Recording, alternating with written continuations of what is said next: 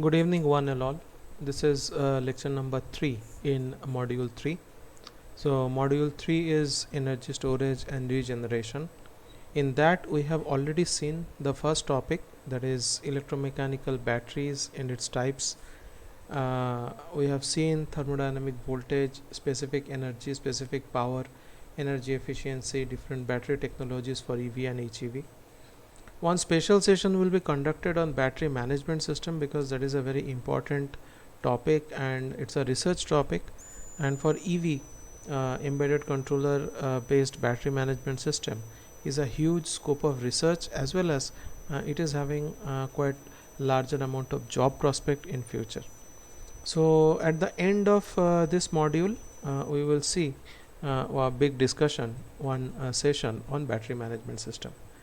I'm going for the next energy generating or energy storage device, which is called not energy generating but energy storage device, which is called as ultracapacitor. So you have heard of capacitor. Here we are going to see ultracapacitor, which can store charge for quite a lot of time, and we will see whether it is a high specific energy device or high specific power device. We will see. And what all things we are going to see in ultracapacitor is its features, operating principle, performance. There are different ultracapacitor technologies which are existing in the market. All these details you can find in the module 13 of our textbook, that is we have seen the book of Ehsani, and it may be found towards the page of 356 onwards. A 10-mark question on this topic you can expect in your exam. And after that there will be ultra high speed flywheel. This is also another energy storing device. And then we will see fundamentals of regenerative braking. So flywheel and regenerative braking will be covered in the next 3 sessions. And finally there will be a discussion on battery management system. So today's topic is ultra capacitor. It will be a 1-hour session. So ultra capacitor is mainly used for EVs and HEVs when start stop or stop and go kind of charging discharging cycles are observed in case of EV. So frequent stop and go operation in EVs and HEVs require highly varying discharging and charging profile of the energy storage device. That means whenever you are finding it's urban kind of traffic, so like the Chennamma circle of our Belgavi city. So in that case always there is a traffic jam, so you cannot raise your speed to 80-90 and you cannot go through that place very easily, because always there will be some signal, lot of people crossing the road. There is a roundabout in that place that we call circle. So always there should be stop go, and to cross that place in the afternoon time it will take around 5 to 10 minutes.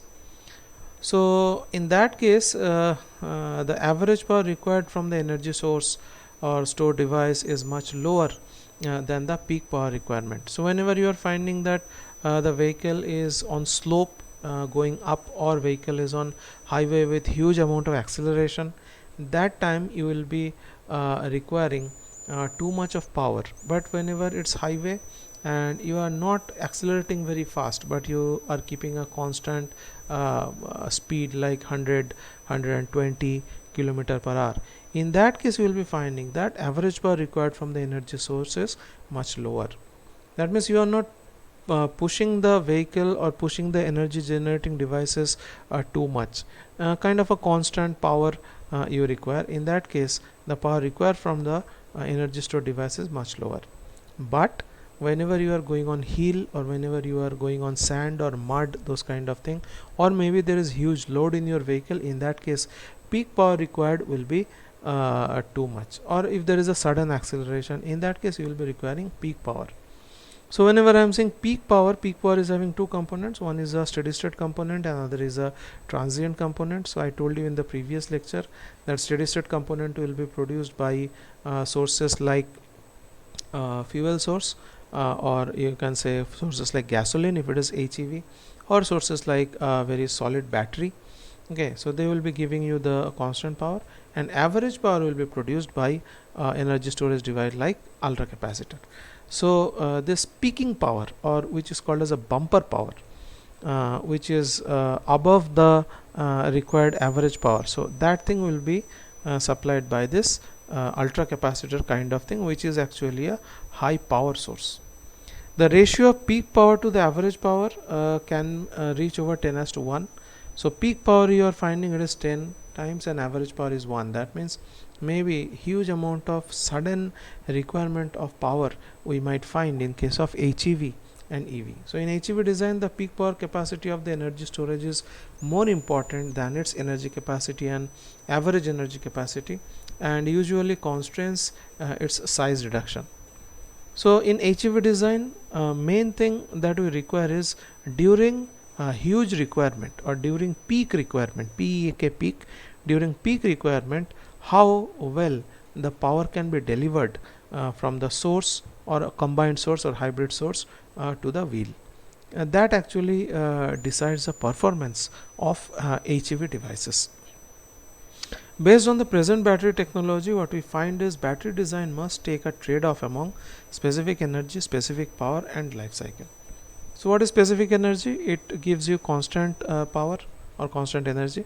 Specific power, it gives you peak power and life cycle. So too much of power if you are extracting from the battery, that reduces the battery life cycle or lifetime. At the same time, if you are keeping the battery idle for quite a long, that means whatever reactants inside the battery, if they are not used quite frequently, in that case also you will find that the battery life will reduce. So we have to use battery frequently, but without stressing the battery too much in the discharging domain as well as in the charging domain. So always a moderate kind of charge if we can keep in the battery, that will increase the life cycle of the battery, cycle of the battery or life of the battery. And at the same time, we should be very much careful about how much power to extract from the battery. So enhancing the life cycle or lifetime of the battery is one agenda, and getting the best required power energy from the battery, that is the second agenda. Ultracapacitor is helping us storing the battery energy for peak power requirement. Again I will repeat, ultracapacitor is helping us storing the DC energy or whatever energy is extra from the battery, that we can put in the ultracapacitor and we can save it for peak power requirement. So ultracapacitor is not a high specific energy device, rather it's a high specific power device. So the difficulty in simultaneously obtaining high values of specific energy and specific power and high life cycle, it is generally a kind of a contradictory demand. So I want a source which will give us specific energy, which will give us high specific power, and which also will be having high lifetime. So all these three things cannot be obtained in one device, right?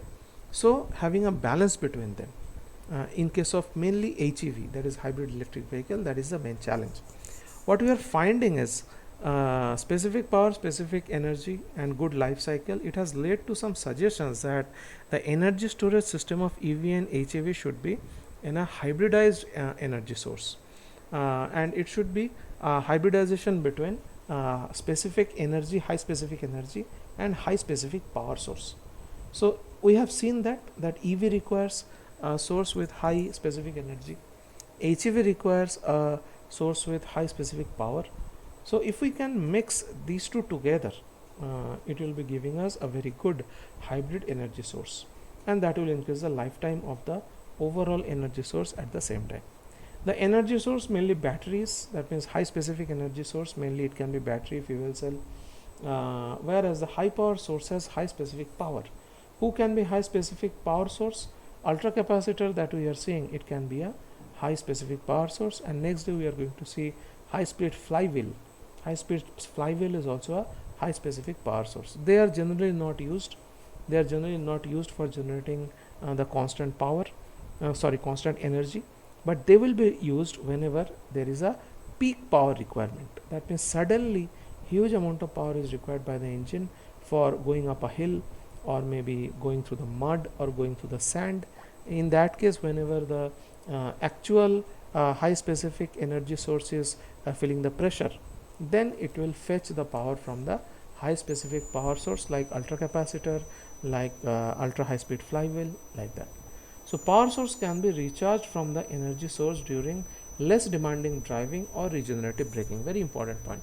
So I have made it one point clear that battery can be high specific energy source, and ultra capacitor can be high specific power source. And here the third point, whatever is written, it is saying that power sources, that means high specific power sources like ultra capacitor, can be charged or can be recharged from the high specific energy source like battery during the less demanding driving or regenerative braking.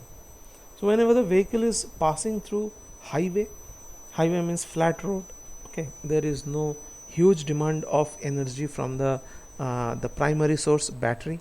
Okay, in that case the primary source battery or high energy source battery, it can drive the vehicle as well as it can charge the ultra capacitor at the same time.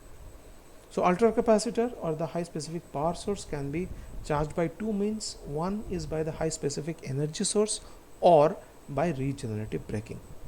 So in the fourth module and fifth module we are going to see what are the different charging method for the battery or the ultra capacitor. So power sources can be recharged, that means this bumper power source or peak source, okay, they can be recharged from the high specific energy source, which is generally battery, during the less demanding driving or regenerative braking. What is meant by less demanding driving? Either your vehicle is going through a flat road, very smooth road on the highway, or your vehicle is going downward from the front. Okay, the front side is in the downward, that means we are in the second quadrant of operation. In that case regenerative braking happens and that can charge this ultra capacitor. So when to charge the ultra capacitor, when to charge this high specific power source? There are two cases: when the vehicle is on driving through a highway, flat highway, and second thing is during regenerative braking the ultra capacitor can be charged. So ultra capacitor is a high specific power source and it has received wide attention in recent years. Here we are going to see, so before going to the ultra capacitor, so this is I think these are going to be a 10 mark question, and there are three block diagrams here, so please write it down. That is concept of hybrid energy sources. So what I am saying, primary source, secondary source, that I will be explaining in detail here.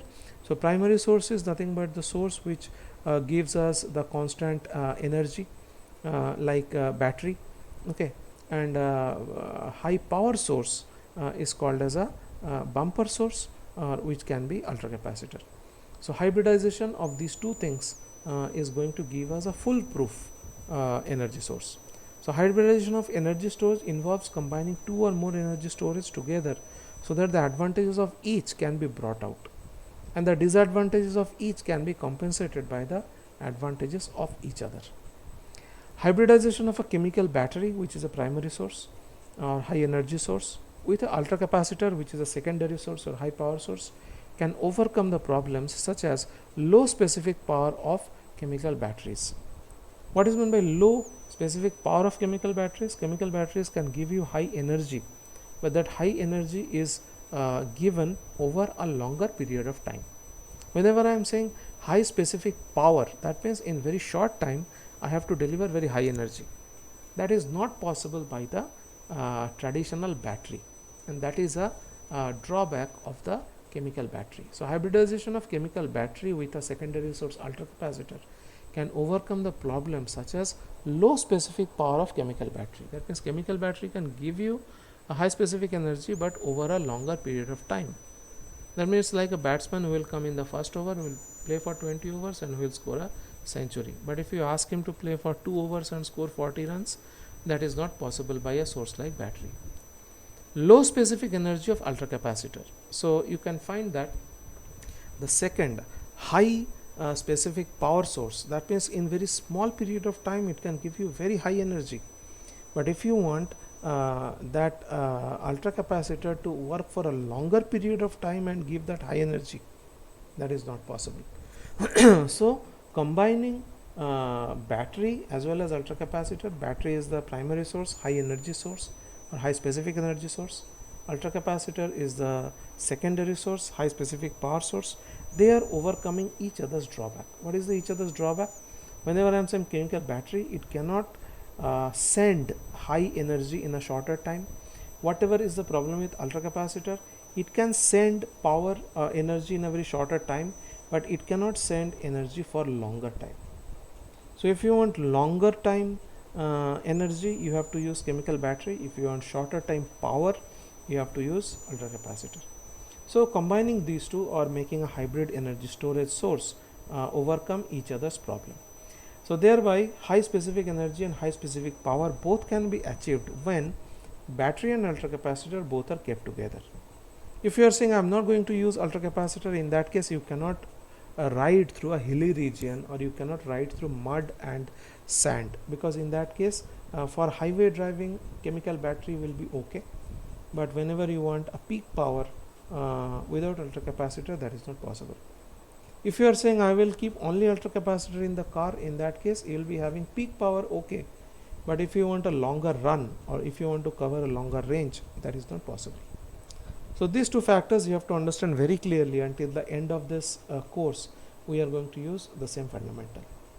Basically, hybridized energy sources storage consists of two basic energy storage, one with high specific energy, that is battery, other with the high specific power, that is ultracapacitor. So combining them will create a hybridization of energy storage.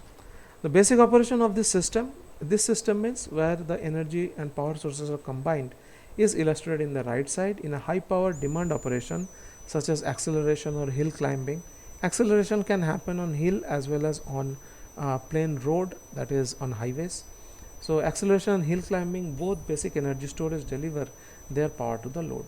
You are finding one block diagram here in the right side. You are finding there are two storages. First store is the high specific energy storage. This is like a battery, because they are actually serving during high power demand.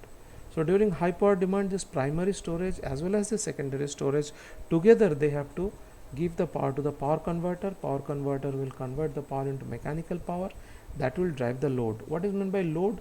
Load is nothing but the weight of the vehicle, all the weights inside the vehicle, that is passengers and saman and all those things, and plus all the opposition it has to overcome. Opposition means it can be windage loss, it can be your this windage loss is there, then rolling resistance is there, then different kind of losses that we have studied.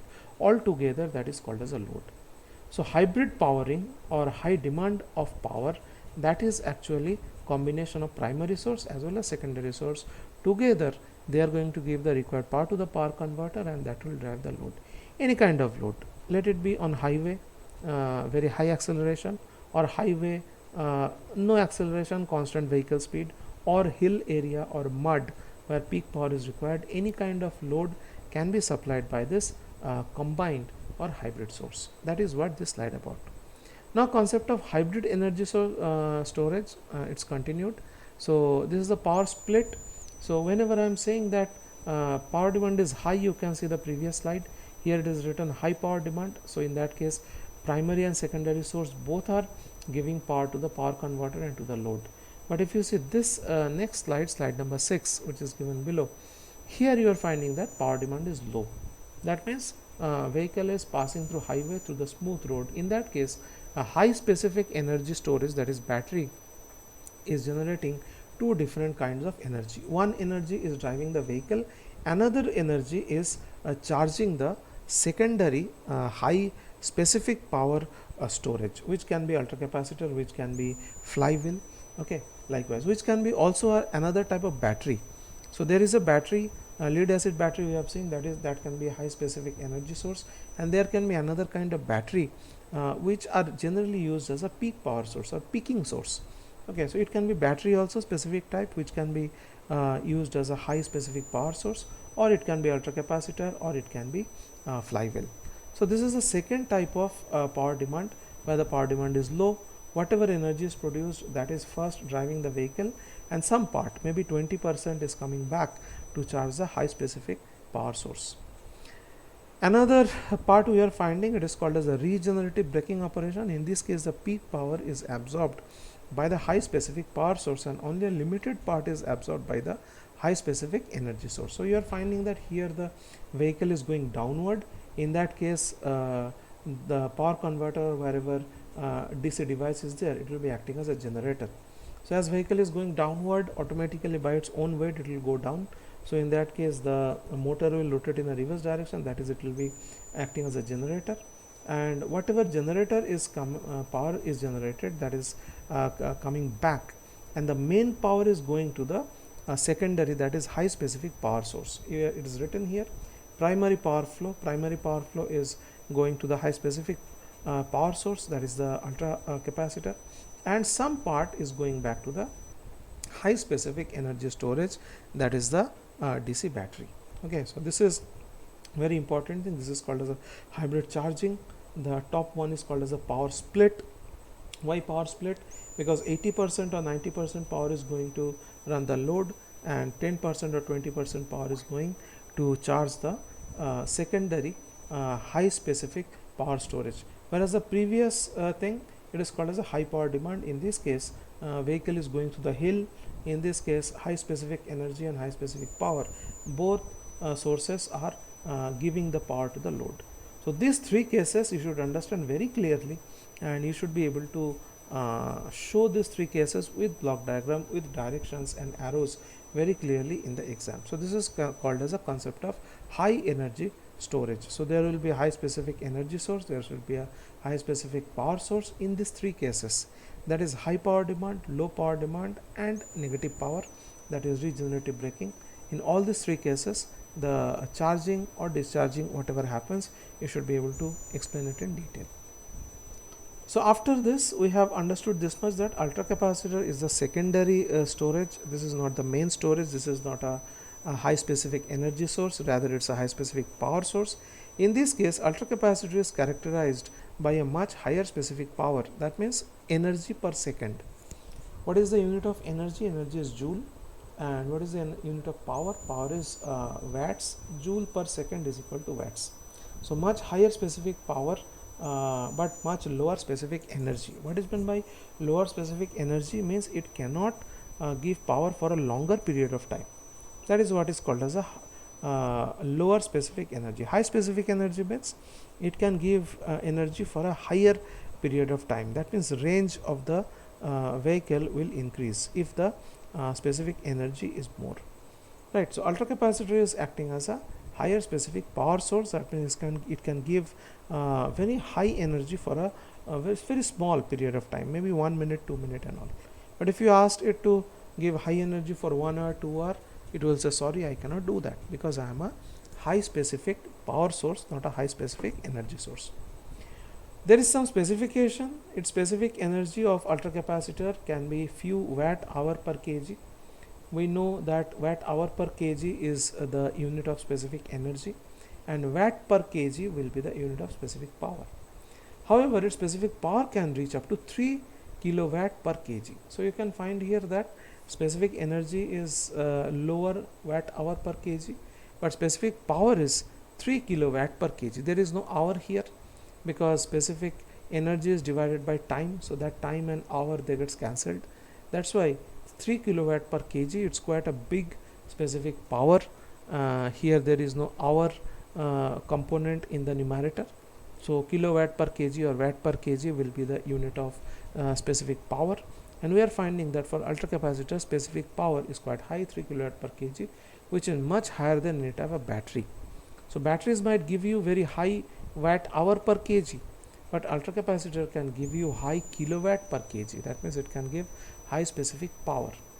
Due to the low specific energy density and dependence of terminal voltage on the SOC, it is difficult to use the ultracapacitor alone as an energy storage for EV and HEV. I told you that this ultracapacitor is like Dinesh Karthik.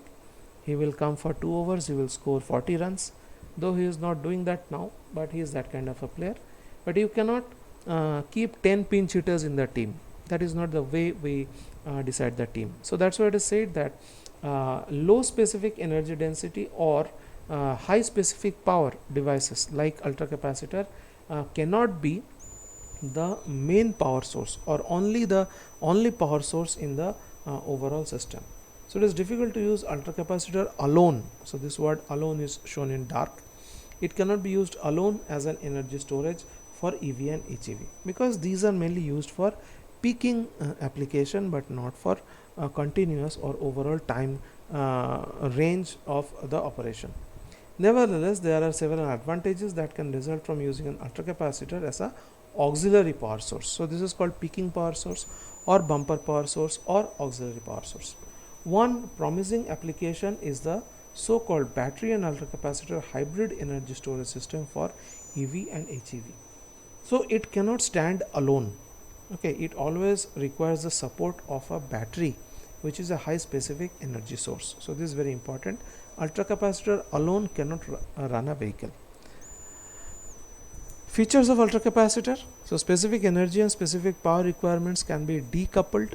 Sometimes, most of the time they are actually used in a coupled manner because they work together. But for some specific application they can be decoupled. That means when source 1 is functioning, source 2 will go into idle mode. When source 2, which is a high specific power application, at that time source 1 will go into idle mode. That is what is called as a decoupling. This gives an opportunity to design a battery that is optimized for specific energy and cycle life, with little attention being paid to the specific power. That means when high energy will be required, we will run the battery, first source. Whenever high power is required, we will run the ultracapacitor, that is the secondary source. So it is for some application, not for all, but for some application this kind of decoupling is justified. But most of the cases in hybrid electric vehicle, things are used in a combined fashion. In a combined energy power source, due to the load leveling effect of ultracapacitor, the high current discharging from the battery and the high current charging to the battery by regenerative braking are minimized. So see that due to the load leveling effect of ultracapacitor, high current discharging from the battery, that means battery will not be discharging high current. Okay, and the high current charging to the battery by regenerative braking are minimized. If you remember the slide, if you are finding this case, whenever I am doing a regenerative braking, in that case this thing, that is this dashed line which is going from the output side to the primary source, it is called as a secondary power flow. Secondary power flow means it is lesser amount of power flow, and you are finding that to the ultracapacitor or to the secondary source, it is called as a primary power flow. So whenever regenerative braking is happening, at that time high specific energy storage, it is getting charged less, whereas the high specific power source, it is getting charged more. Exactly the same thing is explained here. It is said that in a combined energy power source, due to a load leveling effect of ultracapacitor, high current discharging from the battery and high current charging to the battery by regenerative braking are minimized. So this high specific energy source will not do two things. It will not be discharging high current. Okay, that is the one thing which is controlled. And second thing, whenever the primary source is getting charged from the regenerative braking, it will be charging very less by regenerative braking. Normal charging, yes, it will charge in a faster rate, but by regenerative braking, the secondary source or high specific power source will be charged in a higher rate than high specific energy source. This will actually increasing the life of the battery. If this kind of policies are made, this will actually increase the life of the battery. Now we are finding the operating principle of ultracapacitor.